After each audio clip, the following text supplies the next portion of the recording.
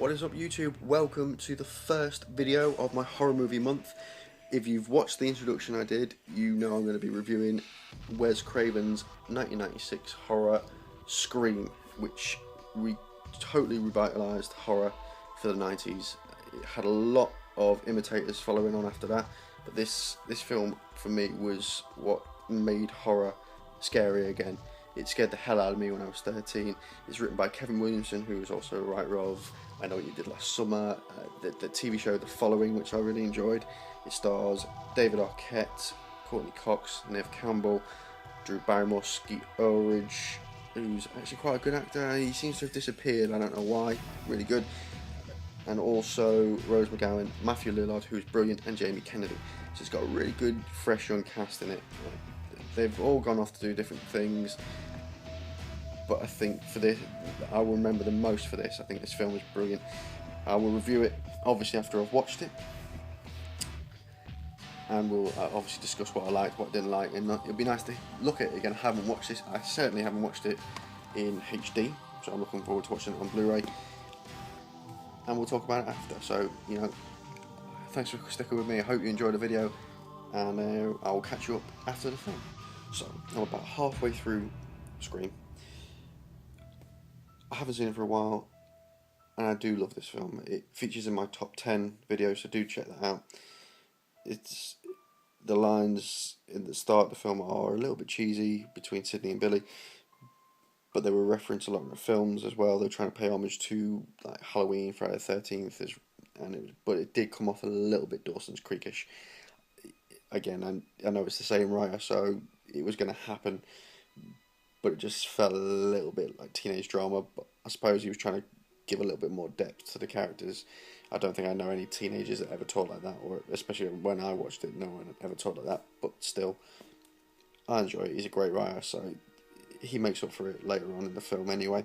Anyway, I will catch up with you after the film with my final review.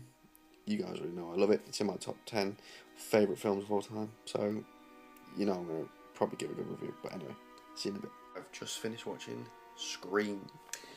Right, so as most of you already know, love this film. I've loved it since I first watched it. It's what got me into horror films. I love what it did for the horror genre at the time. I mean, I went back and watched a lot of old horrors and saw how they influenced Scream. You can see it, and obviously Kevin Williamson references it so much in this film, but he doesn't try and take the mick out of all the classic horrors. He pays homage to him.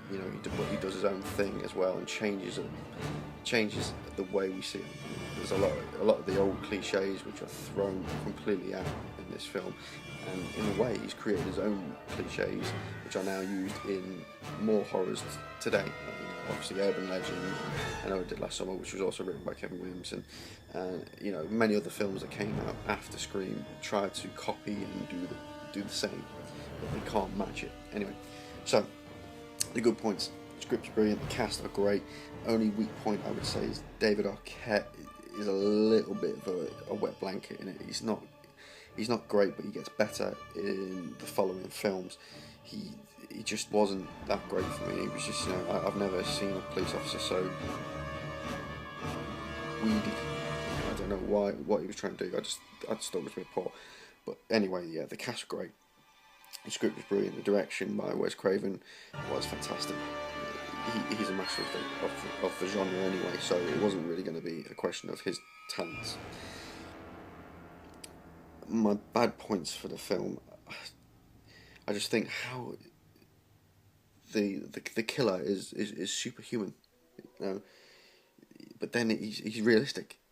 1 minute he's running around being a bit clumsy, falling over because he has got a mask on, so you're not going to be able to see everything that's in front of you. And then all of a sudden he can disappear as soon as the victim gets the upper hand.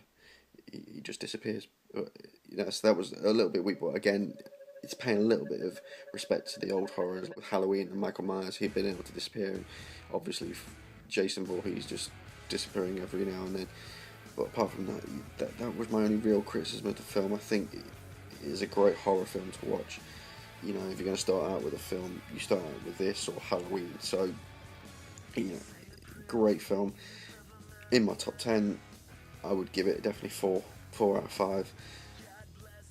And you know, there's not much else I could really say about the film. I really enjoyed it. I remember watching it and being scared while I watched it, not so much anymore, but great. And lastly, I just want to do a quick shout out for a YouTuber on here. He's doing a horror movie marathon, pretty much similar, but he's going to be doing one every day. I would love to be able to do it, but fair play to him. He's doing a lot of different films that I've never heard of before, so check him out. It's Philly2K5481. Great guy. I've been chatting to him recently. I've been checking out some of his videos. They are really good. You know, he knows his stuff. He's a good reviewer. So do check him out. He's got some great videos. Anyway, guys, thank you very much for watching. I will catch up with you very soon for my next horror film, and I hope you enjoyed. And I will see you soon. And like and subscribe and leave some comments. Bye.